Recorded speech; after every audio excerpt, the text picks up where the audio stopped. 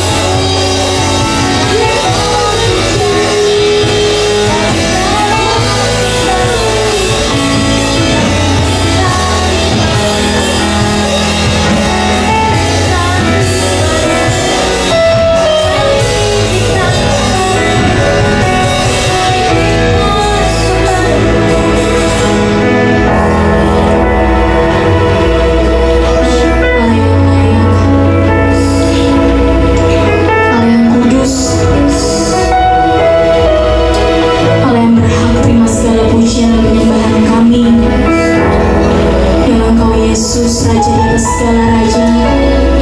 Kami terlalu bersyukur Tuhan. Kami anak-anak-Mu memuji, kami anak-anak-Mu menyembah di tempat ini, bukan karena suatu kebetulan, tetapi karena Roh-Mu bekerja di dalam kami. Kami terlalu bersyukur Bapa buat apa yang Tuhan kerjakan senantiasa dalam kehidupan kami. Kami percaya bulan ini ada di dalam tangan-Mu. Kami percaya Tuhan Kau terus menyatakan pribadi-Mu atas setiap kami. Kami tahu Tuhan, hari bukan semakin baik, tapi kami percaya Engkau Allah yang selalu baik. Kami mau terus pegang Engkau, kami mau terus bersama dengan Engkau, kami mau terus diingatkan oleh Engkau. Sebentar kami akan duduk diam Tuhan, di bawah kaki-Mu mendengarkan firman-Mu, berbicara Roh Kudus. Kami siap mendengarkan, biarlah hati kami menjadi tanah hati yang subur, yang siap ditanami dengan benih-benih firman Tuhan. Terima kasih Bapa, hanya di dalam nama Yesus kami sudah berdoa dan mengucap syukur. Haleluya, amin. Silakan duduk.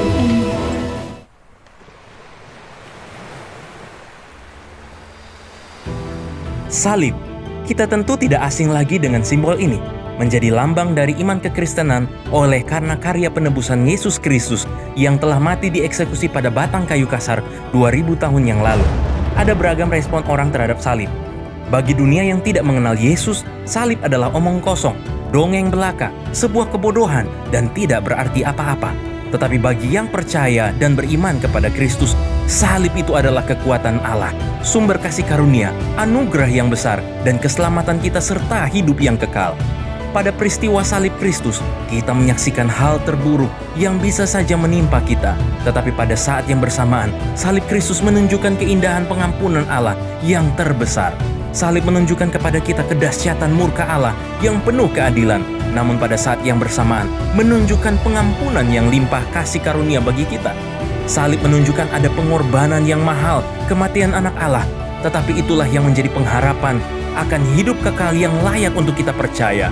Salib mengubahkan yang hina dan penuh dosa menjadi mulia dan dikuduskan, memulihkan ciptaan yang rusak menjadi baru, yang mati menjadi hidup kembali, dan yang salah oleh karya salib Kristus kita dibenarkan.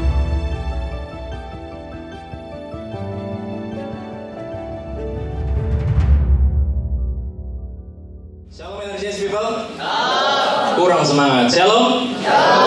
Harus lebih semangat lagi. Shalom. Kok tenaganya nggak beda-beda ya? Yang di depan yang beda nih. Yang di belakang Shalom. Oke, hari ini kita memasuki bulan Maret dan tema kita dalam bulan ini ada tema yang baru. Bulan lalu kita bahas soal tema besarnya apa? Ada yang masih tahu? Yang tahu dikasih ini emas batangan. Ayo. Di surga tapi. Ada yang masih ingat? The greatest love ya. Kita bahas soal kasih, banyak hal yang kita bahas. Dan hari ini, mulai hari ini tema kita adalah the cross ya, salib. Kita akan membahas soal salib Kristus. Kenapa? Karena kita sedang memasuki minggu-minggu masa prapaskah ya, menjelang Jumat Agung dan juga Paskah. Prapaskah berarti sebelum Paskah. Sebenarnya kalau di dalam kalender kekristenan kita sudah memperingati atau sudah mulai ya masa Prapaskah itu sejak Februari pertengahan ya. Total semuanya ada 40 hari harusnya ya. Biasa orang sebut masa Prapaskah itu sebagai masa Advent ya. Ini juga Rifan waktu itu sudah kasih tahu sama Kak John. Betul, Rifan kasih tahu bahwa Advent itu bukan cuma di Natal saja menantikan Natal, minggu-minggu sebelum Natal, tapi Advent juga masa perenungan artinya ya. Advent itu bicara soal masa perenungan untuk menjelang Paskah, Jumat Agung dan Paskah. Teman-teman, ini menjadi penting untuk kita bahas ya. Dan hari ini kita akan membahas soal tak ada kemuliaan tanpa salib ya. Dengan kita akan membahas secara eksposisi Lukas 9 ayat 18 sampai 27 ya. Jadi kita akan mengekspos Lukas 9 ayat 18 sampai 27. Dan waktu Kak John tidak terlalu banyak untuk ini, makanya kita akan memulai saja ya. Kita buka bersama-sama dalam Lukas 9. Lukas 9 bisa tidak ada di slide. Ini hanya ayat yang akan kita highlight, tapi pembacaan seluruhnya hanya ada di handphone kalian. Ya, ada di Lukas 9. Lukas 9 ayat 18 sampai ayatnya yang ke-27 ya. Kita akan membaca secara berganti-gantian. Kak John ayatnya yang ke-18, teman-teman ayat yang ke-19, seterusnya demikian sampai ayatnya yang ke-27. Kak John ajak kita bangkit berdiri sekali lagi untuk menghormati firman Tuhan dan membacanya. Kita membaca lewat handphone masing-masing. Kalau ada slide juga terima kasih. Kita akan baca secara bersaut-sautan atau berganti-gantian. Pada suatu kali ketika Yesus berdoa seorang diri, datanglah murid-muridnya kepadanya. Lalu ia bertanya kepada mereka, kata orang banyak, siapakah aku ini? Saudara? Jawab mereka, Yohanes Pembaptis. Ada juga yang mengatakan Elia. Ada pula yang mengatakan bahwa seorang dari nabi-nabi telah bangkit. Yesus bertanya kepada mereka, menurut kamu siapa aku ini? Jawab Petrus, Mesias dari Allah. Ayat 21. Lalu Yesus melarang mereka dengan keras supaya mereka jangan memberitahukan hal itu kepada siapapun. Dan Yesus berkata, anak manusia harus menanggung banyak penderitaan dan ditolak oleh tua-tua, imam-imam kepala dan ahli-ahli Taurat, lalu dibunuh dan dibangkitkan pada hari ketiga. Katanya kepada mereka semua, setiap orang yang mau mengikut aku, ia harus menyangkal dirinya, memikul salibnya setiap hari, dan mengikut aku. Karena barang siapa mau menyelamatkan nyawanya, ia akan kehilangan nyawanya. Tetapi barang siapa kehilangan nyawanya karena aku, ia akan menyelamatkannya. Apa gunanya seorang memperoleh seluruh dunia, tetapi ia memberikan dirinya sendiri? Sebab barang siapa malu karena aku dan karena perkataanku, anak manusia juga akan malu karena orang itu, apabila ia datang kelak dalam kemuliaannya dan dalam kemuliaan Bapa dan malaikat-malaikat kudusnya. Sama-sama. Aku berkata kepadamu, sesungguhnya dari antara orang yang hadir di sini ada yang tidak akan mati sebelum mereka melihat kerajaan Allah. Bapa dalam surga, kami akan merenungkan firman ini. Tuhan pimpin kami, berikan kami hikmat agar kami dapat mengerti dan memahami isi firman Tuhan yang akan kami bahas bersama-sama. Demi nama Kristus Yesus. Haleluya. Amin. Silakan duduk teman-teman. Kita akan lihat bagian yang akan kita bahas ya. Permulaan ini kita akan lihat penting untuk kita membahas soal salib ya.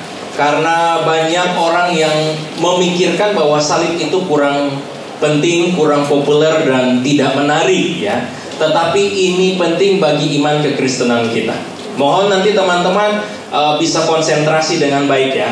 Dari ayat 18 sampai ayat 20, Kak John sudah cantumkan di depan, bisa kita lihat dan mungkin kita akan mendengarkan ya. Kak John akan baca sekali lagi. Jadi ketika itu Yesus bertanya kepada murid-muridnya, siapa menurut orang? Ya, ayat 19 ya, ayat 18b. Siapa menurut orang tentang saya? Siapakah aku menurut orang-orang? Lalu jawab mereka, ada yang berkata bahwa Yesus itu adalah Yohanes Pembaptis. By the way, waktu itu Yohanes Pembaptis sudah dipenggal kepalanya ya. Dia sudah dieksekusi oleh raja pada saat itu, Raja Herodes kalau nggak salah ya. Lalu Yesus ini seakan-akan adalah jelmaannya dia atau rohnya Yohanes Pembaptis ada dalam dirinya, sehingga dia seperti nabi. Yesus seperti nabi, sepopuler Yohanes Pembaptis, padahal Yesus lebih populer. Ya, lebih populer. Oke, itu anggapan orang. Ada juga yang mengatakan Elia, berarti ini nabi ribuan tahun, 1000 tahun yang lalu. Ada yang menganggap bahwa Yesus itu adalah Nabi Elia, atau ada juga yang menganggap bahwa Yesus adalah nabi-nabi yang dahulu yang bangkit sekarang, gitu ya. Entah dia kepenuhan roh sehingga dia punya kuasa dan marifat seperti nabi-nabi zaman dahulu. Kalau kita dengar kitab Perjanjian Lama, maka nabi-nabi itu dipakai oleh Tuhan melayani dengan penuh kuasa, gitu ya. Nah seperti itu. Tetapi Yesus bertanya, kalau menurut orang kayak gitu, menurut kamu siapa Yesus? Lalu Petrus jawab dengan berani, dia katakan, engkau Mesias dari Allah. Oke, ini penting sekali ya. Mesias dari Allah. Apa yang ada dalam pandangan banyak orang dan apa yang ada dalam pandangan si Petrus tadi, lalu mereka melihat bahwa Yesus itu, pertama Yohanes Pembaptis berarti nabi juga, Elia berarti nabi yang terkenal, nabi-nabi zaman dahulu yang diakui oleh bangsa Yahudi. Lalu Petrus sendiri menganggap Yesus adalah Mesias dari Allah. Pertanyaannya adalah, lalu kenapa Yesus tetap disalib? Kalau dia adalah orang yang besar, kalau dia orang yang punya kuasa, lalu kenapa Yesus tetap disalib? Ya, kalau kita langsung jawab, ya karena itu tujuannya. Iya, tapi kan kalau kita lihat dalam skenario-nya itu, bahwa Yesus disalib oleh karena orang-orang mau membunuh Yesus. Bukan Yesusnya yang minta, saya tolong salibkan saya, karena saya datang untuk disalib. Bisa dipahami? Bisa dipahami? Saya pengen disalib dong, tolong dong. Bukan, Yesus tidak pernah melakukan itu. Tetapi Yesus disalib oleh karena kerinduan orang-orang yang menganggap Yesus adalah Mesias. Aneh kan? Aneh kan? Yesus adalah orang yang agung, tetapi mereka justru mau membunuh Yesus. Mengapa ada begitu banyak orang yang tidak paham tentang kemesiasan Yesus? Kalau Yesus Mesias, kenapa dia tetap disalibkan? Rupanya ini menjadi pertanyaan dan pergumulan bagi seluruh orang, baik zaman dulu maupun sampai gereja di masa kini.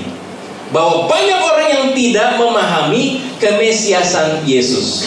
Teman-teman, kalau anak Energize pengen dengar khotbah dari Kak John yang ringan-ringan, minta maaf ya. Kok berat terus Kak ya? Kita biasakan ya, kita biasakan. Karena gini, kita kan percaya bahwa kita butuh makanan rohani khotbah yang 40 menit ya untuk di-energize. Lalu itu menjadi gudang amunisi kita selama 6 hari ke depan. Berarti kalau saya kasih yang receh lagi, itu namanya snack. Bisa dipahami? Ada yang bisa makan besar 1 hari saja untuk 6, 1 kali saja untuk 6 hari selanjutnya. Nggak ada. Berarti tahankan teman-teman. Ya, maksudnya buka pikiran kita untuk kita dengarkan firman Tuhan. Ini tidak berat sebenarnya. Kalau kita buka hati kita, Roh Kudus akan berikan kita hikmat untuk memahaminya ya. Gini, kenapa kemesiasan Yesus itu penting? Karena itu juga penting bagaimana cara kita memandang Kristus saat ini. Lihat ya, perhatikan ya. Ini bagi anak-anak package yang baru naik Energize. Waduh, kok gini ya rupanya. Aku mau balik ke ini. Enggak, ya kalian kan bertumbuh. Semakin berarti kapasitas otaknya mesti diisi lagi. Storage-nya masih banyak tuh ya. Kecuali kayak Kak John nih. Kak John udah kepala 3 nih ya. Nah, ini storage-nya agak-agak berkurang. Oke, kita lanjut ya, itu tidak terlalu penting ya. Nah, sekarang kita lihat next Kak, coba slide selanjutnya. Nah, kenapa banyak orang yang tidak memiliki paham yang jelas tentang kemesiasan Yesus? Ada 2 alasan. Yang pertama, rupanya banyak orang yang terjebak kepada pemahaman Mesias yang agung. Oke? Banyak orang yang terjebak kepada pemahaman bahwa Mesias itu harus Mesias yang mulia, yang agung, yang hebat, yang terkenal, yang kaya raya, yang populer dan sebagainya. Mesias itu harus Mesias yang agung. Makanya dari tadi kalau kita perhatikan anggapan orang tentang Yesus, iya. Orang anggap Yesus adalah Mesias. Orang menganggap Yesus adalah jelmaan Nabi Elia yang besar. Kemudian jelmaan dari nabi-nabi zaman dahulu yang penuh kuasa. Ini mereka melihat bahwa Yesus Mesias yang agung. Nah seperti itu. Tetapi kalau kita perhatikan, Alkitab mengajarkan bahwa Mesias itu tidak terlepas dari Alkitab mengajarkan bahwa Mesias dan penderitaan adalah 2 hal yang tidak bisa terpisahkan. Dalam seluruh ajaran firman Tuhan, dalam seluruh pemberitaan para nabi. Bagaimana mungkin orang-orang ini bisa melewatkan Yesaya 53 ayat 2 sampai ayat 3 sampai 5? Kalau kalian pernah membaca Yesaya 53, itu tentang nubuatan tentang nanti Mesias itu dia tertikam oleh karena pelanggaran kita, dia terkutuk oleh karena kejahatan kita. Ganjaran yang mendatangkan keselamatan bagi kita ditimpakan kepada dia. Ini 700 tahun sebelum Yesus hadir, Yesaya menubuatkannya. Tapi kok bisa orang Yahudi tidak mengerti bahwa berarti Mesias itu bukan Mesias yang agung, tapi Mesias yang menderita. Ini penting teman-teman, karena kita akan perkaya pemahaman kita. Orang Kristen bukan dipilih dan ditunjuk, ditetapkan dari kekekalan untuk menjadi orang yang tanpa penderitaan. Enggak. Ini maksudnya. Ketika kita memandang Yesus Mesias, bukan Mesias agung tetapi Mesias yang menderita, maka kita akan melihat, oh ya, berarti hidup saya yang menderita ini, harusnya saya melihat ini sebagai penderitaan. Ada persekutuan yang sama dengan penderitaan Kristus. Ya, kita pelan-pelan kita akan bahas ini ya. Apakah Yesus sulit diterima karena berita salib, atau Yesus sulit diterima karena dia mengerjakan mujizat? Kak John mau tanya, apakah Yesus sulit diterima sebagai Mesias karena dia sebagai Mesias yang tersalib, Mesias yang menderita, atau karena Yesus adalah Mesias yang mengerjakan mujizat? Teman-teman, percaya saja, tidak ada orang yang berat untuk menerima Yesus yang mengerjakan mujizat. Benar ya? Semua pengen, bahkan mau jadikan Yesus sebagai raja. Ketika Yesus memberi makan 5.000 orang dengan 2 roti dan 5 roti, ya betul ya, berarti masih sadar ya. Ada yang menjawab. Itu yang saya tidak perlu kasih tahu wajahnya yang mana ya, tidak usah. Oke, 5 roti dan 2 ikan. Wow, kalau kita punya raja kayak gini, nggak perlu kerja. Ini anggapan Mesias yang agung, Mesias yang serba bisa, Mesias yang bisa mengadakan mujizat. Tidak sulit untuk menerima Mesias seperti ini. Tetapi ketika Yesus mengajarkan bahwa Mesias harus menderita, mereka menolak. Mesias itu miskin, mereka menolak. Mesias itu tertolak, mereka bilang, ini tidak benar, ini berarti bukan Mesias. Makanya mereka salibkan Yesus. Bisa dipahami ya? Nah, perhatikan, Kristus sulit diterima bukan karena mengerjakan mujizat. Semua orang akan terima Kristus yang mengadakan tanda-tanda mujizat. Sekarang juga banyak orang masuk ke gereja yang mengadakan tanda-tanda mujizat. Ya, kalau di Energize, Kak John mau ngomong aja, Kak John tidak memiliki karunia mengadakan mujizat. Ya, dan mujizat itu juga atas kedaulatan Tuhan. Tapi ada satu gereja yang terkenal oleh karena mengombar-ambir karya mujizatnya. Dan belakangan ini beberapa bulan yang lalu mengadakan training healing. Nggak usah Kak John kasih tahu ya. Ada yang tahu. Ini ada yang senyum-senyum. Ya, ini langsung cerita. Ya jangan ya. Kak John tidak kasih tahu nama gerejanya.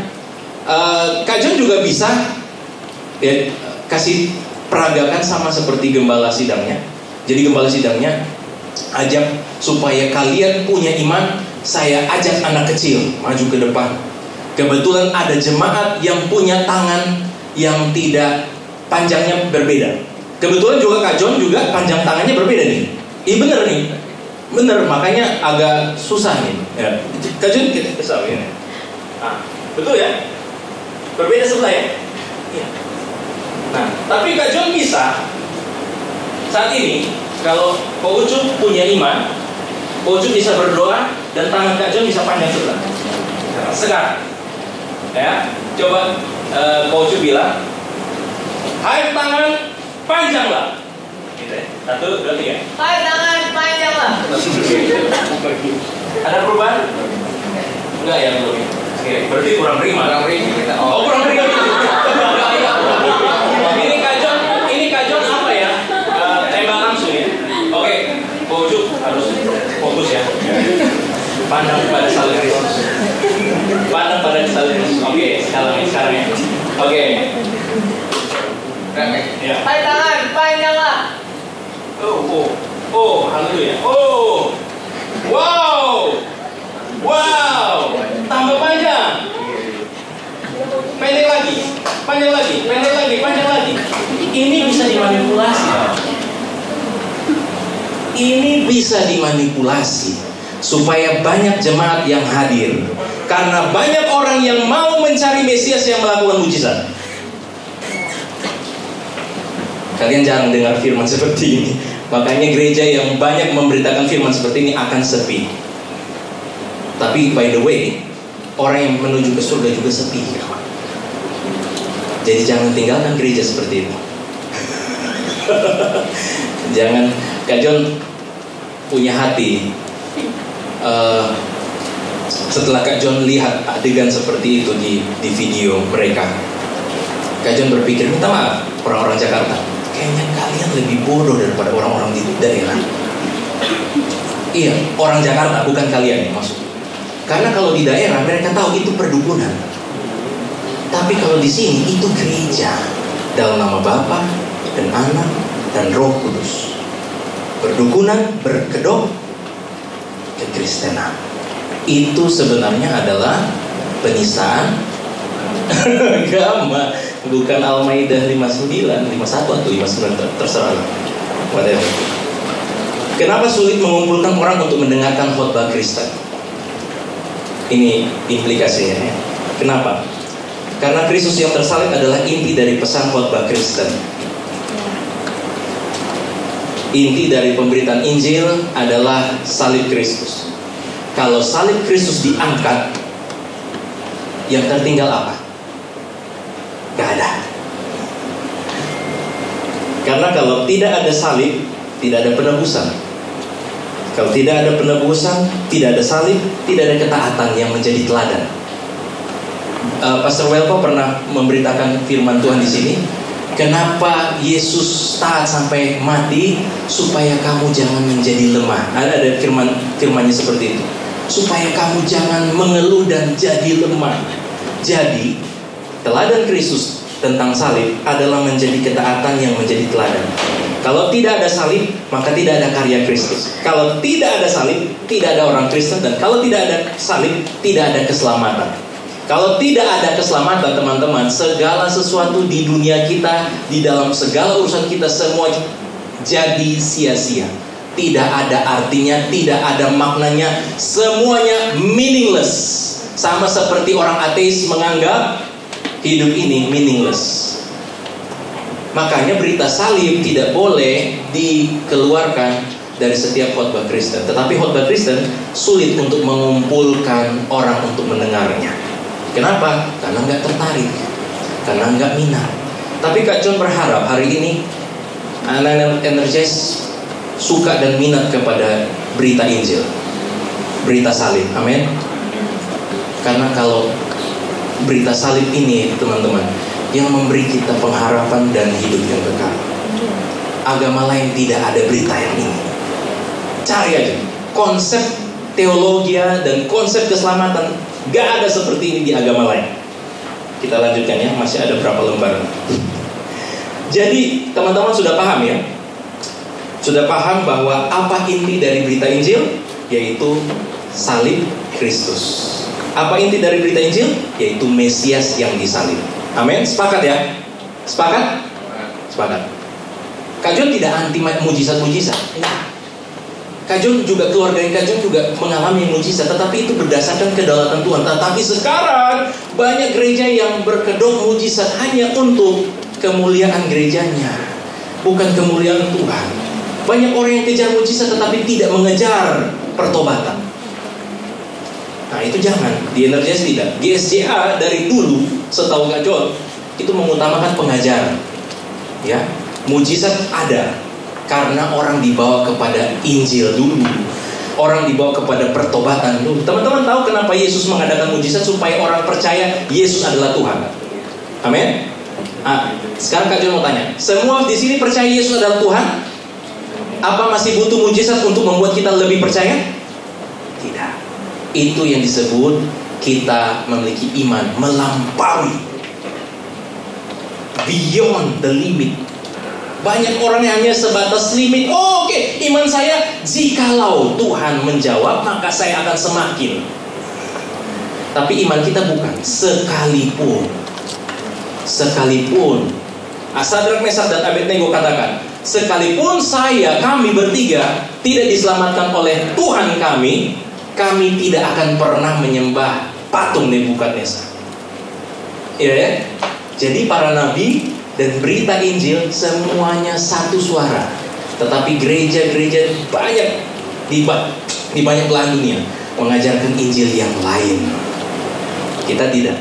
Kak John juga berusaha supaya firman dan para pemberita Injil di tempat ini jangan memberitakan Injil yang lain. Jangan memberitakan Yesus yang lain. Itu jangan. Oke, kita lihat ya. Mesias. Jawab jawab Petrus di ayat yang ke-20. Kita expose ya ayat 20. Yesus bertanya kepada mereka, menurut kamu, kalau menurut orang kayak gitu, nah menurut kamu bagaimana? Jawab Petrus, Mesias dari Allah. Nah, wah benar nih, Mesias dari Allah. Tapi kira-kira Petrus ngerti tidak apa yang dia jawab? Sayangnya, rupanya Petrus sama juga dengan orang-orang lain. Dia tidak mengerti, dia tidak memahami bahwa sebenarnya Yesus itu Mesias yang disalib. Karena di dalam Matius 16 ayat 22 sampai 23, setelah itu Yesus memberitakan bahwa anak manusia harus dianiaya, mati, dikuburkan, lalu bangkit pada hari yang ketiga. Lalu Petrus menarik Yesus ke samping, menegur dia, katanya, Tuhan, kiranya Allah menjauhkan hal itu sekali-kali takkan menimpa engkau. Apa jawab Yesus? Enyahlah kau iblis. Kenapa? Karena rupanya pikiran Petrus yang mengatakan engkau Mesias dari Allah adalah Mesias yang tanpa salib, Mesias yang agung, Mesias yang mulia. Tidak ada kemuliaan tanpa salib, teman-teman. Kembali ke tema kita hari ini. Tidak ada kemuliaan tanpa salib. Makanya Yesus katakan, enyah engkau iblis, engkau satu batu sandungan bagiku, sebab engkau bukan memikirkan apa yang dipikirkan Allah. Allah memikirkan Mesias yang disalib, tetapi manusia memikirkan Mesias yang agung, yang kalau dia punya banyak duit, jadi kalau jadi pengikutnya, jadi followersnya, kita akan dapat giveaway tiap hari. Amin. Nggak ada amin, karena bukan itu yang Yesus maksudkan, kawan-kawan. Rupanya Petrus sama dengan yang lain, memahami Yesus sebagai Mesias tanpa salib. Sayangnya hingga saat ini Mesias tanpa salib diberitakan juga oleh banyak pengkhotbah palsu yang menganggap bahwa hal menarik dari kehidupan Yesus adalah kehidupan tanpa kesulitan. Sekali kamu ikut Kristus, segala sesuatu akan Tuhan berikan kepadamu. Yang sakit akan disembuhkan. Amin. Teman-teman udah mulai ketawa ya gitu ya. Itu Injil yang lain ya rupanya. Tapi banyak kalian dengar khotbah seperti itu, bukan? Banyak. Yesus sudah prediksi ribuan tahun yang lalu bahwa akan banyak yang berkumandang, berkhotbah, akan terjadi mujizat di sana, akan terjadi mujizat di sini. Ada Yesus di sana, ada Yesus di sini, teman-teman. Yesus ada di hati kita.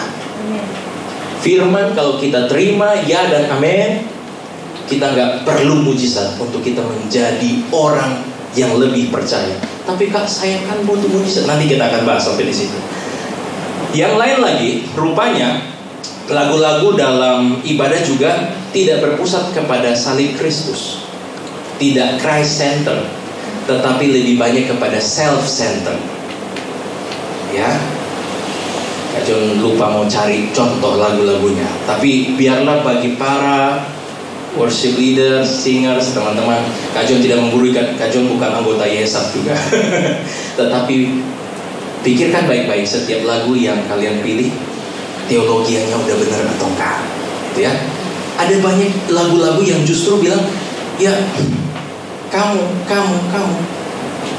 bahwa Tuhan tidak akan pernah meninggalkan kamu, bahwa Tuhan tidak akan pernah terlambat menolong kamu, bahwa segala sesuatu akan Dia sediakan yang terbaik bagi kamu. Benar ada ayat Alkitab, tapi lupa belajar konteksnya seperti apa. Sehingga jemaat akan memahami bahwa oh ya, berarti Tuhan adalah pribadi yang selalu bersedia. Apapun yang saya minta, Dia harus menjawab. Yang Tuhan siapa?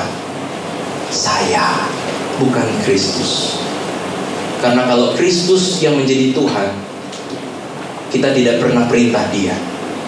Loh, katanya ikut Kristus, hidup akan damai sejahtera. Mana nih? Nah, ini biasanya bahasa para bos-bos nih biasanya. Kok nggak sesuai nih? Ya. Lalu gereja juga sudah melupakan salibnya.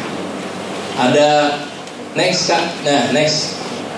Leonard Ravenhill, dulu gereja adalah sekoci penyelamat bagi orang yang tenggelam, tapi sekarang gereja menjadi kapal pesiar yang untuk mengangkut yang kaya dan yang potensial.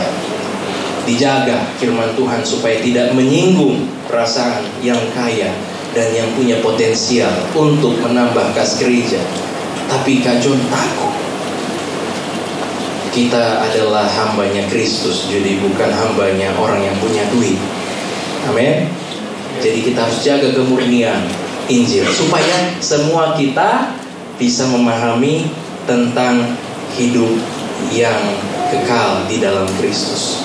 Maka kita percaya teologi salib bukan teologi kemuliaan. Ya, itu alasan yang pertama. Ya, alasan yang kedua, harusnya tadi kita nyanyi ya. Kak John lihat waktu kayaknya nggak sempat. Gak apa-apa, lain kali lah ya. Kita sudah latihan tadi, tapi biar latihan kali ya. Bahas tadi yang lagu dalam ibadah yang tidak Christ Center. Kak John punya contoh lagu yang Christ Center ya. Gak apa-apa deh. Gak apa-apa ya. Kalau agak mundur dikit waktunya gak apa-apa ya. Kalau Kak John udah lihat sisa 11 menit loh. Padahal ini udah hitungannya udah pas 40 menit ya. Nah, oke lah, gak apa-apa ya. Oke, Kak John ada lagu ya, nanti bisa tolong ditaruh situ. Judulnya My Word Is Not In What I Want, in What I Own. Tapi dalam bahasa Indonesia biar lebih mudah ya. Apalah arti hidupku, bukan pada kekuatanku, namun di tubuh lukanya disalib. Thank you Jesus. Bukan di kuat gagah, bukan di kuat gagahku ataupun kebanggaanku, namun di dalam darahnya disalib.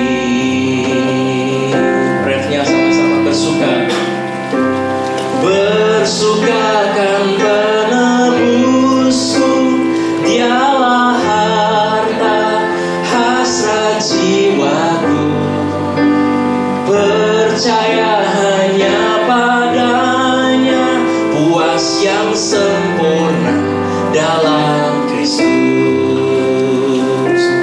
Lalu yang berikutnya, seperti bunga cepat sirna, dunia tawarkan yang fana, dan seterusnya. Seperti bunga cepat sirna, dunia tawarkan yang fana, hidup kekal panggil kita disalib. Takkan banggakan kuatku, takkan banggakan kuatku, dan semua keterbatasanku. Ku bermegah karena Kristus disalib. Refnya kalau bisa sama-sama. Bersukakan penebusku, Kaulah harta hasrat jiwaku. Ku percaya hanya padanya, puas yang sempurna dalam Kristus. Bersukakan penebusku, dialah harta hasrat jiwaku. Percaya hanya padanya, puas yang sempurna dalam Kristus. Puas yang sempurna dalam Kristus, puas yang sempurna dalam Kristus. Oke, thank you kok. Tepuk tangan dong untuk Kristus. Jadi apalah arti hidupku, bukan pada kekuatan tapi dalam tubuh luka Kristus. Jangan baru kepikiran untuk suatu saat. Kalian udah pernah nonton The Passion of the Christ belum? Itu memang sadis sih, sadis. Sampai-sampai di Indonesia dilarang untuk diputar tahun 2004 di bioskop, dilarang karena terlalu sadis. Tetapi itu sangat mendekati realita daripada karya salib Kristus, dicambuk, dipakukan, segala jalan salib Via Dolorosa ada 14 kali jatuh. Suatu saat kita mungkin bisa taruh, tapi sayang sekali filmnya itu 2 jam. Oh, bisakah kalau ada Kristus dalam diri kita 2 jam? Berarti kita harus masuk Energize lebih awal. Ya terserah teman-teman sih sebenarnya. Energize ada di tangan kita. Maksudnya jamnya juga ada di tangan kita. Kita bisa atur. Tapi teman-teman, kali berikutnya datanglah tepat waktu ya. Bagi teman-teman ya jam 10 teng udah mulai. Ya, jadi datanglah tepat waktu. Kalau memang agak jauh sampai dari mungkin tempatnya ada di Venezuela, berarti bisa datang dari hari sebelumnya. Oke, kita lanjutkan ya. Waktu Kak John sisa 6 menit ya. Sebentar kita baru masuk alasan yang kedua. Alasan yang kedua kenapa teologi salib itu sulit untuk dipahami dan diterima oleh orang, karena rupanya Allah dipermuliakan melalui perendahan diri para pengikutnya. Ini yang sulit untuk diterima karena orang pengen tampil nomor 1, bukan merendahkan diri. Next Kak, slide selanjutnya. Perendahan diri pengikutnya, ya, memuliakan Tuhan bukan sekedar kata-kata, bukan sekedar pujian, bukan sekedar menyanyi saja, tetapi seluruh hidup ini, tingkah laku kita, bentuk perendahan diri kita. Makanya sekarang buanglah jauh-jauh pemikiran bahwa kalau saya berhasil, kalau saya sukses, kemuliaanku akan membawa kemuliaan Tuhan juga. Pernah gak dengar khotbah seperti ini? Sejak saya ikut Yesus, bisnis saya semakin lancar. Karena ketika bisnis saya lancar, kalian akan melihat kemuliaan Tuhan melalui bisnis saya. Pernah gak? Pernah ya dengar khotbah-khotbah seperti ini? Buang jauh-jauh pikiran ini kawan-kawan. Kita tidak pernah memperalah Tuhan dengan cara memperilah diri sendiri. Kita tidak akan pernah bisa mengagungkan Tuhan dengan cara mengagungkan diri. Buat diri kita berhasil nomor 1, jadi orang yang sukses supaya Tuhan yang ditinggikan. Saya jadi orang yang berhasil, terus dipuji orang, lalu kita bilang, ya itu semua karena Tuhan. Tetapi dalam diri memang gue. Siapa yang bisa memuji hati kawan-kawan? Amsal aja bilang, sulit. Jagalah hatimu dengan segala kewaspadaan. Segala kewaspadaan. Kenapa? Karena apa yang diucapkan mulut bisa berbeda dari hati. Tetapi Tuhan melihat hati. Ya, benar ya. Tuhan melihat hati. Nah ini yang bahaya. Seringkali ambisi mempermuliakan diri didapat dengan cara mengorbankan orang lain yang bayar. Orang lain yang bayar. Ini berbeda sekali dengan apa yang Kristus lakukan. Kalau Kristus tidak, semua kebaikan untuk orang dikerjakan oleh satu pribadi, Yesus Kristus. Tapi ada sekarang teman-teman, orang-orang yang sudah sampai di mananya. Ada orang-orang yang demi kepentingan dirinya sendiri, dia mengorbankan orang lain untuk mengangkat kemuliaan dirinya sendiri. Ada satu kasus, tidak perlu Kak John kasih tahu gerejanya di mana, ya. Ada di Asia ini.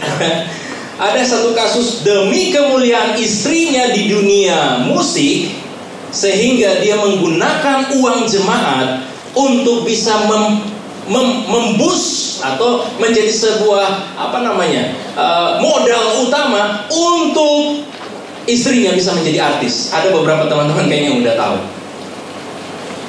Walaupun sekarang mungkin sudah selesai urusannya, tetapi persembahan jemaat dipakai untuk kemuliaan pribadi. Itu tidak benar. Makanya ada satu Instagram ada satu akun Pastor in Style. Kak John juga pernah ikutin. Tapi Kak John tidak mau terlalu menghakimi ya, karena ada kalanya hamba Tuhan itu juga misalnya menggunakan jam tangan Rolex, rupanya itu pemberian jemaat gitu ya. Bukan karena dia beli hasil perpuluhan dan sebagainya. Tidak ya. Dan teman-teman juga jangan khawatir misalnya ada memberi persembahan dan persepuluhan di gereja, itu tidak akan dipakai untuk kepentingan diri. Enggak, itu akan dialokasikan bagi semua pelayanan di tempat ini. Ya. Kami akan sepenuhnya untuk bertanggung jawab bagi setiap persembahan. Jangan ragu, kalau ragu tinggalkan saja begitu. Daripada ngomong di belakang, itu kemana tuh uang saya? Udah kasih nggak tulus gitu ya. Pantas nggak diberkati. Ini juga nggak, bukan firman benar juga sih gitu ya. Nggak, jadinya toksik kan? Jadinya itu toksik kan firman seperti ini, mengancam. Harus tulus memberi. Tapi kalau makan sehari-hari juga setengah mati, gimana dong? Gitu ya. Oke, kita tidak bisa lanjut ke situ. Ada waktu kita hampir habis. Nah ini, Kak John kasih satu contoh lagi. John Huss, ya, John Huss di tahun 1400-an, dia pernah di gereja, di gedung gerejanya, dia mau berkhotbah pakai alat peraga. Alat peraganya apa? Dia suruh orang untuk menggambar lukisan Paus Alexander V, yang pada saat itu ada 3 paus yang sedang merebut kekuasaan di Vatikan. Jadi gereja dengan politik nggak jauh beda. Kayaknya agak mirip juga di banyak gereja saat ini. Orang pengen jadi, oke dah. Lalu di sebelah kanannya ada lukisan Yesus Kristus. Lukisan Paus Alexander V itu dilukis dengan sangat bagus sekali, indah dengan berbagai kemegahannya. Sementara di samping kanannya gambar salib, gambar Kristus yang menderita, miskin dan sederhana sekali. Lalu dia berkhotbah, John Huss berkhotbah, dan dia bilang, tentukan pilihanmu saat ini. Pilihlah, ya. John baca aja ya. Ada nggak di sini? Oh, nggak ada juga. Oke. Pilihlah bagimu hari ini. Engkau mau mengikuti orang ini yang telah mempergunakan dan memeras engkau demi memuliakan dirinya, atau engkau mengikuti pribadi ini. Seseorang ada di sini sebenarnya. Oh iya ada. Ataukah orang ini, itu Yesus Kristus, yang menderita dan karena kemiskinannya telah memperkaya imanmu. Pilih. Kalau begitu teman-teman, teologi salib kita memahami dengan baik-baik. Teologi salib sebagai jalan ninja kita. Jalan ninja kita. Dan bagaimana kita menjalaninya? Ini Kak John singkat saja ya, karena kita sudah habis waktunya, sisa 30 detik. Maaf ya Kak John, spill terus waktu ya.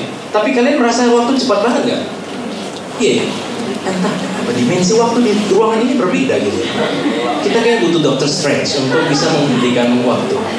Oke, itu tidak ada dalam Alkitab ya. Oke, kita lanjutkan. Rupanya ayat-ayat yang kita baca hari ini bukan saja memperkenalkan kita Mesias yang memikul salib tadi, bukan Mesias yang mulia, bukan Mesias yang agung, tetapi Mesias memikul salib. Oke, bukan saja untuk menjelaskan dia seperti apa, tetapi bagaimana mengajari kita meneladaninya. Teman-teman, saya mau kasih tahu dulu bahwa setiap penderitaan tidak sama dengan memikul salib. Oh, saya jatuh dari pohon, oh itu salib saya.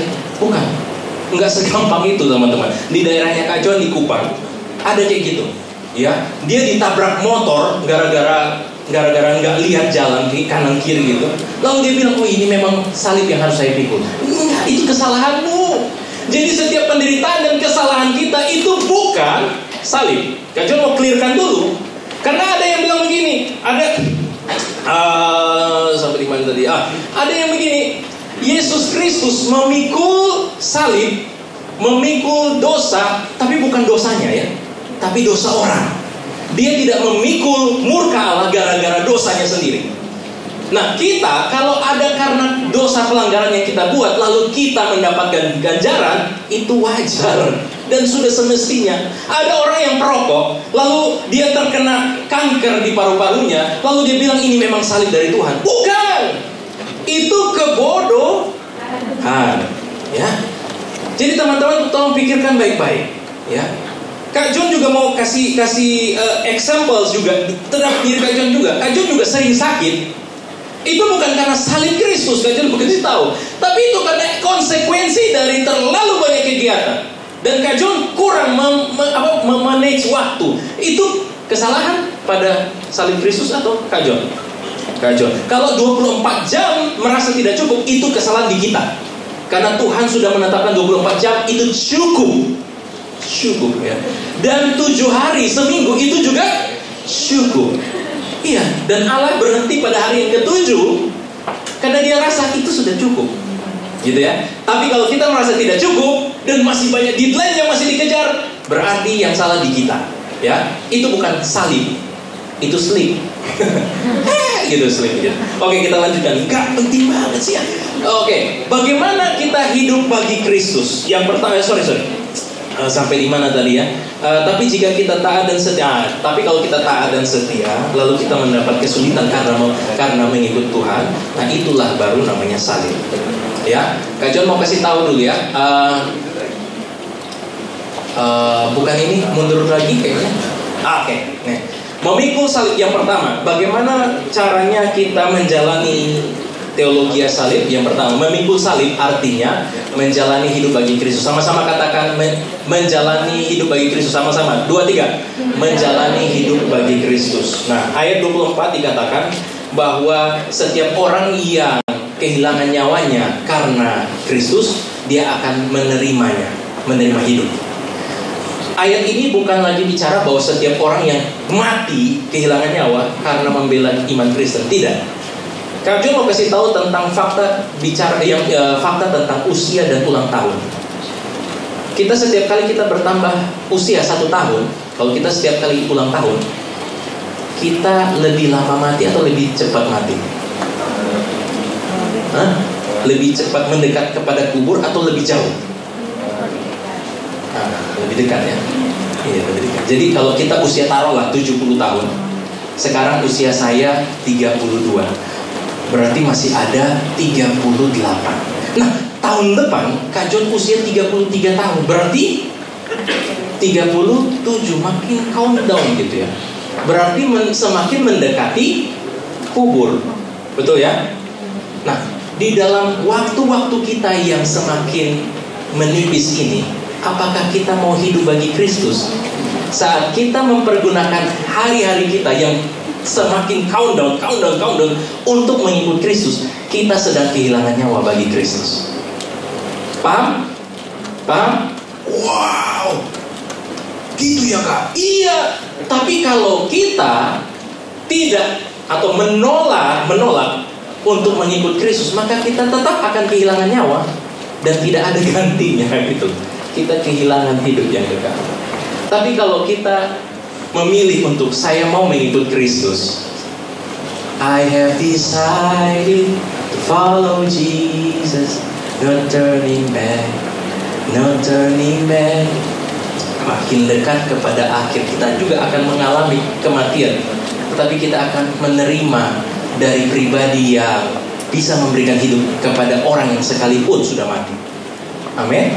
Kristus memberi hidupnya bagi kita. Nah, makanya apakah kita mau memikul salib, hidup bagi Kristus, memberi nyawa kita kepada Kristus dan menjalani sisa hari-hari kita untuk mengikuti Kristus? Ya. Kalau kita memang mau, kalau kita katakan ya saya mau, berarti kita akan hidup bagi Kristus. Tapi ingat, hidup bagi Kristus akan menimbulkan banyak kesulitan dari orang-orang yang terancam akan kebenaran. Orang-orang fasik, orang-orang licik, orang-orang penipu, orang yang jadi budak nafsu. Mereka inilah yang akan menghina, bahkan menentang dengan kekerasan orang-orang yang mengikut Kristus. Tapi kalau kita mau bilang saya tetap akan ikut Kristus, next Kak, maka kita hidup bagi Kristus bukan lagi menjadi orang yang serakah, yang hanya mementingkan diri sendiri. Kalau kita hidup bagi Kristus, maka kita bukan lagi orang yang cinta uang dan mengejar uang lebih dari apapun. Kita bukan lagi orang yang memperbudak diri diperbudak oleh hawa nafsu. Kita bukan lagi orang yang korup dan menipu orang lain demi keuntungan pribadi. Kita akan membenci setiap praktek-praktek jahat dari dunia ini. Tapi konsekuensinya adalah kita akan dibenci karena kita setia mengikut Tuhan. Akibatnya kita akan dibenci Bagi anak-anak Tuhan yang ada di tempat kerja, karir mereka akan dihambat, haknya mereka akan ditahan, karena mereka setia mengikuti Yesus. Tapi teman-teman, perhatikan, inilah memikul salib. Bukan salib dipikul beneran, harafiah, bukan. Tapi pada saat kamu mengerjakan penghidupanmu, kamu dihina karena Yesus Kristus, kamu sedang memikul salib. Tapi jangan takut, karena apa yang kamu lakukan bagi Kristus, Dia memberi yang terbaik bagi kita, bukan? Dia memberi nyawanya, darahnya, dan tubuhnya. Masa kita tidak mau? Ini bukan juga sebagai balasan. Betul. Dengan apa akan ku balas segala kebaikanmu? Betul kan? Kita gak bisa membalas, iya. Tapi setidaknya segenap hatiku menyembahmu Yesus. Bukan cuma menyembah doang, tapi juga melakukan sehari-hari selamanya. Itu baru mengikut Yesus. Amin. Ada konsekuensinya, tetapi jangan khawatir. Oke, lanjut. Yang kedua, memikul salib artinya menanggung apa yang ditanggung Kristus. Apa yang ditanggung Kristus? Kristus menanggung murka Allah yang harusnya ditimpakan pada kita. Dan kita menerima keselamatan karena kebenaran Kristus menjadi milik kita. Roh Kudus yang membuat kita menyatu dengan Kristus, sehingga kebenaran Kristus diperhitungkan di dalam kita. Sehingga kita yang salah, kita yang hina, kita yang berdosa, akhirnya menjadi dibenarkan, akhirnya menjadi mulia, akhirnya menjadi orang-orang yang dikuduskan. Ya, akan menjadi dibenarkan, kata kerja pasif. Akan menjadi orang yang dimuliakan, kata kerja pasif. Akan menjadi orang yang dikuduskan. Berarti siapa yang menguduskan? Kristus. Siapa yang membuat? Roh Kudus yang membuat kita setiap kali kita menerima Yesus Kristus sebagai Tuhan dan Juru Selamat. Lalu, ini Kak John ambil ini ya, perjamuan, kita menjadi satu dengan tubuh dan darah Kristus. Maka kita dipersatukan di dalam Roh Kudus, menjadi satu dengan Kristus. Tapi jika kita jadi satu dengan Kristus, maka kebencian dunia kepada Kristus juga sangat mungkin ditujukan pada kita. Ada banyak orang Kristen yang sengsara karena Kristus. Ada banyak orang yang kehilangan nyawa karena Kristus. Ada banyak, kalau kita sih beribadah masih asik. Ada orang yang gak bisa beribadah, gerejanya ditutup. Tapi jangan kita kecil hati. Biarlah kita terus memahami bahwa segala kesakitan kita dan penderitaan kita sebenarnya dari situlah mendatangkan kemuliaan Kristus. Dari penderitaan kita mempermuliakan Tuhan. Sekali lagi Kak John mau tekankan, bukan karena kamu hebat, bukan karena kamu kaya, bukan karena kamu dapat ranking, bukan karena kamu punya orang tua yang kaya raya sehingga Kristus dipermuliakan, bukan. Tetapi ketika kamu memikul salib dan melakukannya setiap hari, hidup bagi Kristus, kamu sedang memikul salib Kristus. Ya. Next, terakhir, implikasi Injil. Karena Injil, maka kita sadar dan mengakui bahwa inti dari berita Injil adalah Mesias yang disalib. Bukan teologia kemuliaan, tetapi teologia salib. Gini teman-teman, orang Kristen tidak anti terhadap penderitaan. Tuhan, jauhkanlah kami dari segala penderitaan, karena kami sudah menderita. Tapi kalau menderita karena kesalahan diri sendiri, saya susah nih ekonomi, kenapa? Malas kerja. Ya berarti itu bukan salib, teman-teman. Teologi salib itu bicara soal kita, inti dari berita Injil adalah salib Kristus. Yang kedua, kita tidak lagi, karena Injil kita tidak lagi fokus pada memuliakan diri, melainkan memuliakan Allah melalui teladan Kristus. Karena Injil, kita menghabiskan sisa umur kita untuk hidup bagi Kristus meski dibenci dunia, menjadi konsekuensinya.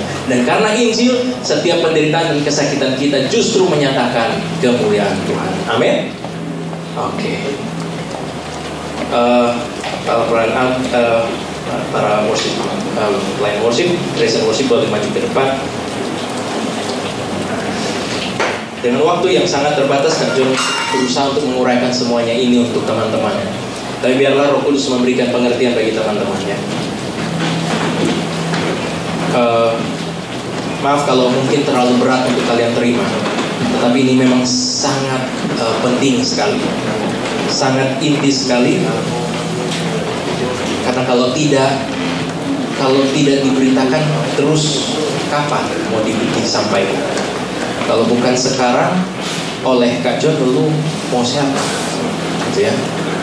By the way, terima kasih untuk kerelaan kalian menerima Kak John sebagai youth pastor. Walaupun beberapa bulan ini Kak John diproyeksikan kan istilah. Sekarang jadi youth pastor artinya gembala kalian. Gembala itu bukan jabatan yang terlalu dipermuliakan. Malah Kak John akan habis banyak waktu untuk di grup. Kadang kami sampai jam 11 malam gitu ya. Aduh, enak diiringin gitu, kayak jadi sedih gitu ya. Tanya kepada para leader semua. Dan sampai gereja juga menegur Kak John gitu ya. Jangan pulang lewat dari jam 9.30 ya. Di atas 9.30 aktivitas di gereja harus selesai 9.30 malam. Karena kami pernah sampai jam 11 malam untuk bahas e-group, lalu untuk bahas rapat-rapat BIC, acara-acara dan sebagainya. Kak John bukan mau buat apa ya, ini juga minta maaf, ini bukan perkataan toksik supaya teman-teman merasa bersalah dan akhirnya mau ikut e-group.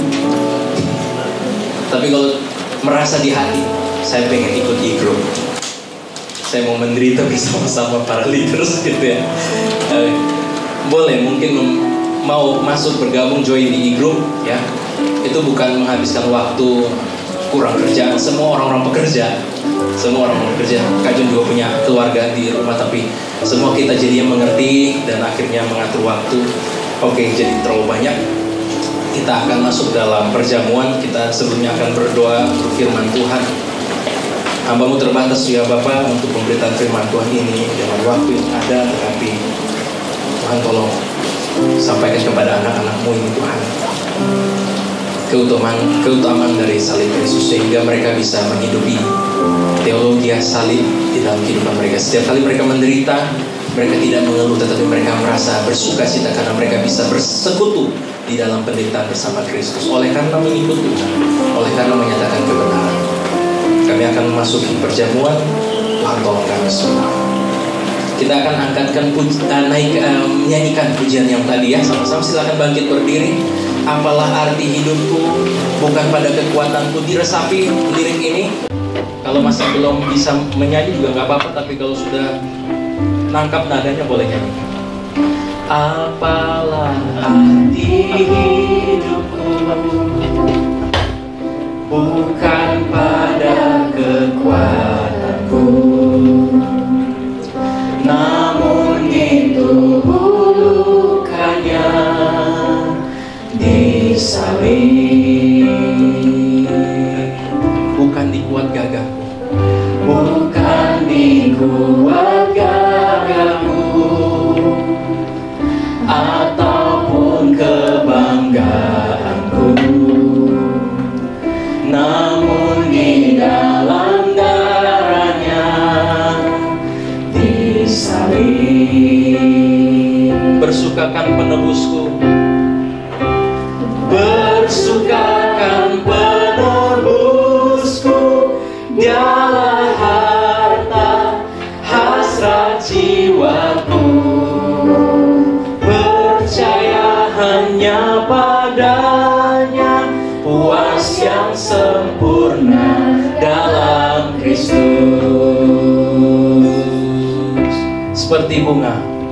Seperti bunga cepat sirna,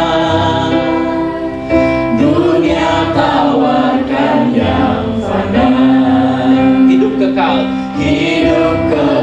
panggil kita, disalib.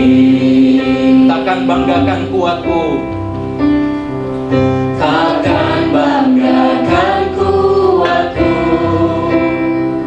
dan semua keterbatasanku. Ku bermegah karena Kristus disalib. Ku bersukakan penebusku, dialah harta hasrat jiwa.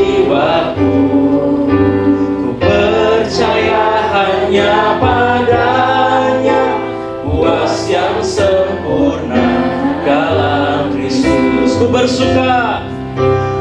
Bersuka kan penebusku, dialah harta hasrat jiwaku.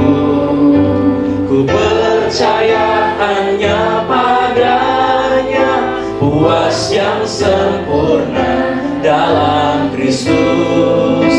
Puas yang sempurna dalam Kristus. Puas yang sempurna dalam Kristus. Teman-teman, mari siapkan roti dan anggur.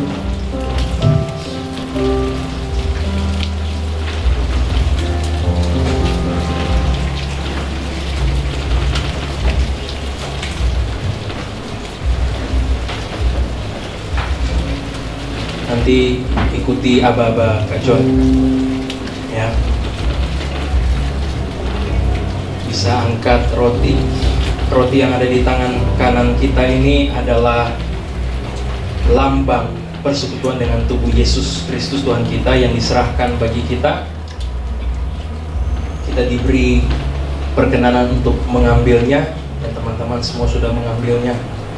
Kemudian ada anggur yang ada di hadapan kita juga adalah persekutuan dengan darah Yesus Kristus Tuhan kita, darah perjanjian baru yang dicurahkan bagi kita. Kita juga diperkenankan untuk mengambil anggur sebagai lambang daripada darah Kristus. Bapa, kuduskan kami untuk menerima dan makan roti dan anggur ini menjadi bentuk perjanjian kami di hadapan Tuhan. Kami akan masuk dalam perjamuan. Tuhan, tubuh Kristus dan darah-Mu saja yang dipermuliakan. Terima kasih ya Tuhan. Sebab apa yang telah kuteruskan kepadamu telah aku terima dari Tuhan, yaitu bahwa Tuhan Yesus pada malam waktu Ia diserahkan mengambil roti, dan sesudah itu Ia mengucap syukur atasnya. Ia memecah-mecahkannya dan berkata, inilah tubuhku yang diserahkan bagi kamu. Perbuatlah ini menjadi peringatan akan aku. Mari kita makan roti yang ada di tangan kanan kita, yaitu adalah tubuh Kristus di dalam nama Tuhan Yesus.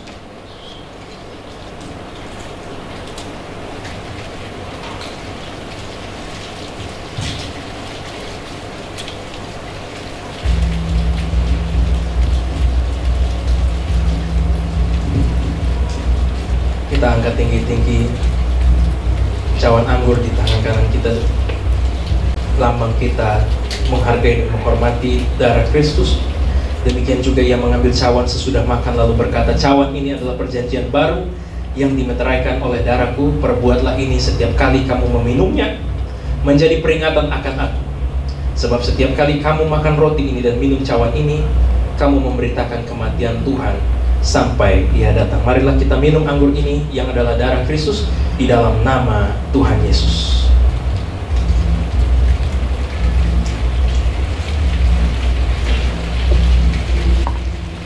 Mari kita bersyukur dan berdoa. Dan Kak John akan pimpin syukur pada siang hari ini. Kami bersyukur buat tubuh dan darah-Mu ya Tuhan, yang telah kami makan bersama-sama melalui roti dan anggur ini ya Tuhan. Kami dipersatukan dengan tubuh dan darah Kristus. Kami menjadi dengan Kristus, dan kami akan menanggung apa yang Kristus tanggung.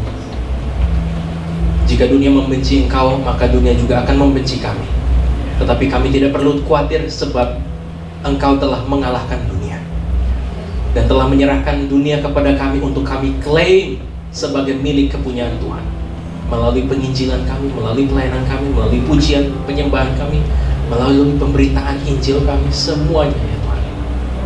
Tuhan berkati kami ya Bapak. Setiap anak-anak muda di tempat ini yang mereka sudah mendedikasikan hidup mereka bagi Kristus, biarlah mulai minggu ini dan sepanjang bulan Maret dan nanti tiba pada Jumat Agung, kami merenungkan betapa agung kematian Kristus yang telah menyelamatkan kami. Dan pada saat Paskah kami rayakan, kami melihat bahwa Kristus telah bangkit dan menyediakan hidup yang kekal bagi kami. Terima kasih ya Tuhan. Di dalam nama Yesus Kristus kami berdoa. Amin. Silakan dulu teman-teman. Saya kembali kepada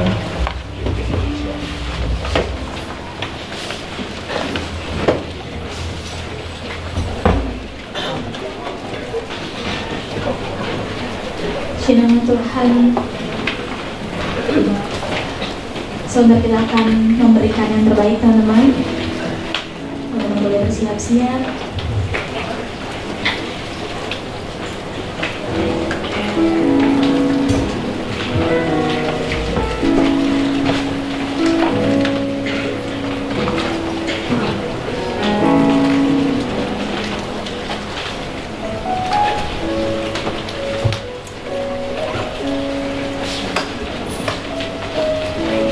Kita bersatu dalam doa.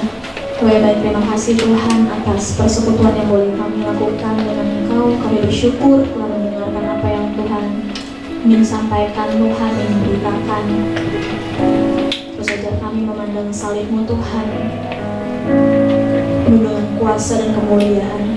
Terima kasih Bapa, terima kasih Yesus. Tuhan akan memberikan yang terbaik, memberikan persembahan kami, memberkati setiap kami. Hanya di dalam nama Yesus kami berdoa dan mengucap syukur. Amin. Come on, dia sungguh baik.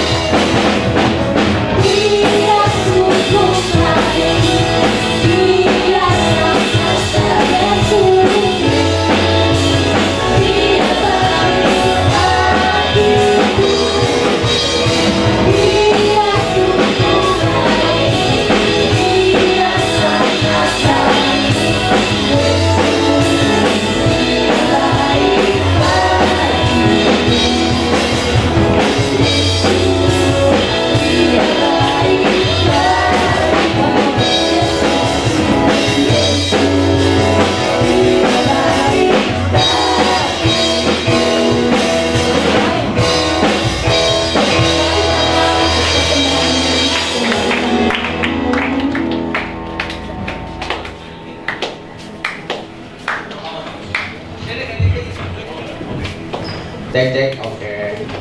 Shalom teman-teman semua. Waduh, udah pada lemes nih. Udah habis ini pada makan ya. Oke, aku mau bacain pengumuman. Sebentar. Oke, yang pertama terima kasih buat Kak John yang sudah menyampaikan kebenaran firman Tuhan. Tuhan Yesus memberkati. Teman-teman dapat sesuatu hari ini? Oke. Sip. Yang kedua, terima kasih juga buat semua teman-teman NTS yang melayani di semua bidang hari ini. Terima kasih buat kesediaan teman-teman semua. Tuhan Yesus berkati. Lalu minggu depan kita akan beribadah kembali di tempat dan jam yang sama. Jangan lupa datang lagi ya. Lalu untuk seperti biasa diingatkan setiap minggu yang belum ngisi pendaftaran ulang, nah boleh cari teman-teman pengurus ya, aku atau teman-teman lain. Lalu untuk VIP list juga sesuai program gereja, kalau memang belum tulis boleh nanti cari ke aku dan pengurus aja di aplikasi kertasnya. Lalu untuk family camp boleh ditampilkan videonya.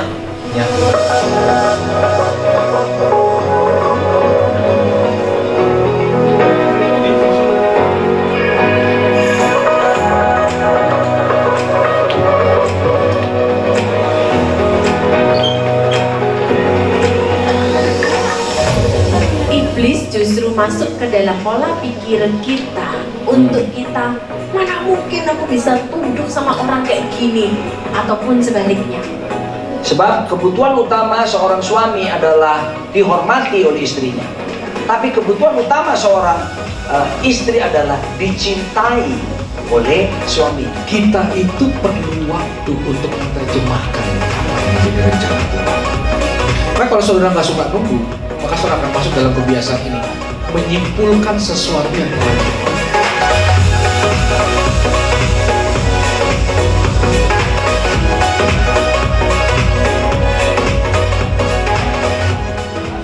Oke, seperti yang tertera teman-teman, kalau itu di tanggal Lebaran ya 10 sampai 12 April.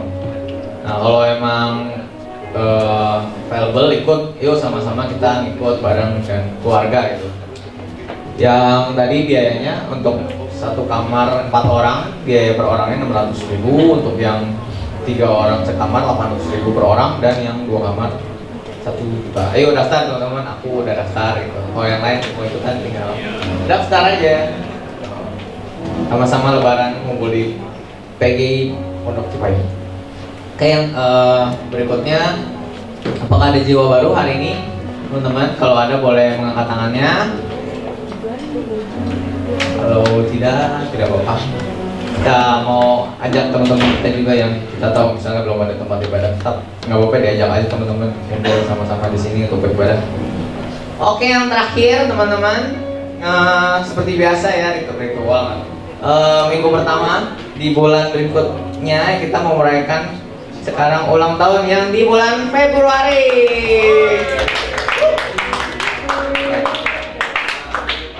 Ini udah ada datanya ya, kalau yang belum ya, makanya ini gunanya di data buat supaya bisa dipanggil, didoakan dan diberi souvenir. Yang pertama aku langsung sebut aja ya, tolong maju saja. Wah, ini 1 Februari 2008 Michael Abraham. Maju ya, Michael Abraham 2 Februari 96. Lalu Jordi 6 Februari 2002. Yang 6 Februari 2003. Hendrik 10 Februari 95 dan Kenneth 14 Februari 2007 ya. Buat yang nama-nama yang dipanggil tolong segera maju ya. Tidak akan dimakan, tidak akan dibikin. Tolong ya.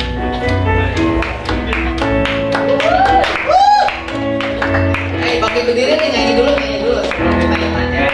Happy birthday to you, happy birthday to you,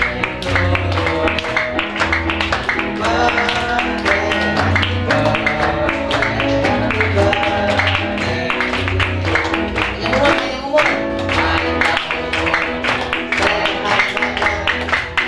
Kuat iman di dalam.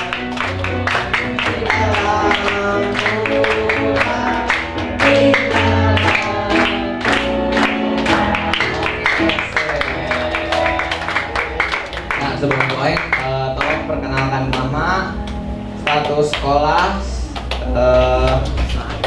umur, sama kalau mau mencari yang mungkin single atau udah. Nama saya Wadi, saya dari SMK Sempasa kelas 10, umur saya 16. Aku Kenneth, aku kelas 11 sekarang, umurnya 17 tahun. Ban, tadi lu ulang tahun kan, kayaknya maju sini. Lu ulang tahun kan? Yang ulang tahun lagi di Februari maju aja ya, nggak apa-apa. Sekalian perkenalan. Nama, umur, sekolah, lanjut.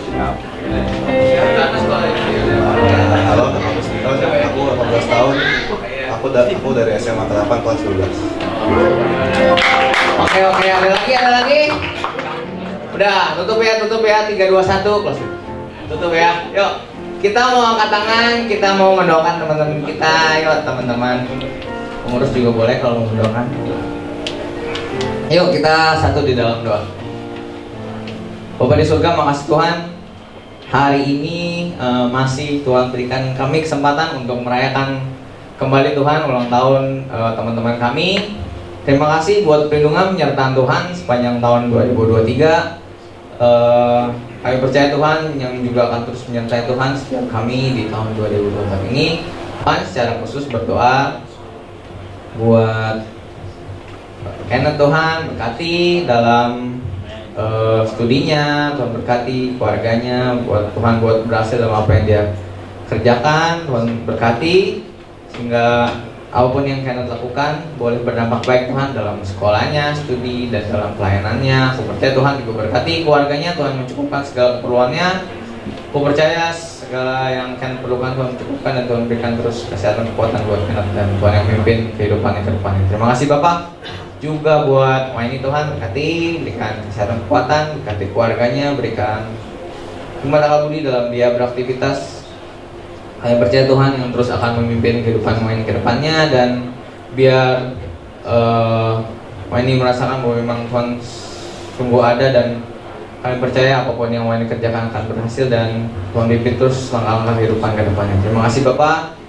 Juga buat Stephen, Tuhan aku berdoa Tuhan berkati, berikan kesehatan, kekuatan buat dia, buat keluarganya, Tuhan berkati semua studinya, Tuhan berkati, Tuhan buat berhasil, dan aku percaya dalam skill, talenta, dan apapun yang Tuhan percayakan hidupnya juga Tuhan yang berkati, dan Tuhan buat berhasil, dan aku percaya Tuhan yang akan terus memimpin Stephen juga untuk semakin ngalamin Tuhan ke depannya. Terima kasih Bapak. Juga buat teman-teman yang lain Tuhan yang berulang tahun, Tuhan berkati juga, berikan kesehatan, kekuatan buat mereka dan keluarganya, Tuhan pimpin juga terus kehidupannya.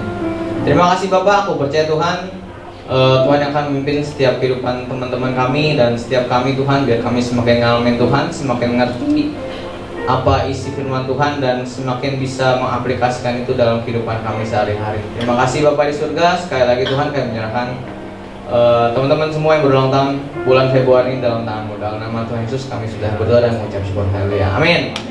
Oke, teman-teman ada sedikit merchandise ya, tolong diterima dengan sukarela.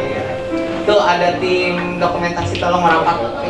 Ini ya, tengah ya, tengah ya. Oh juga. Ya,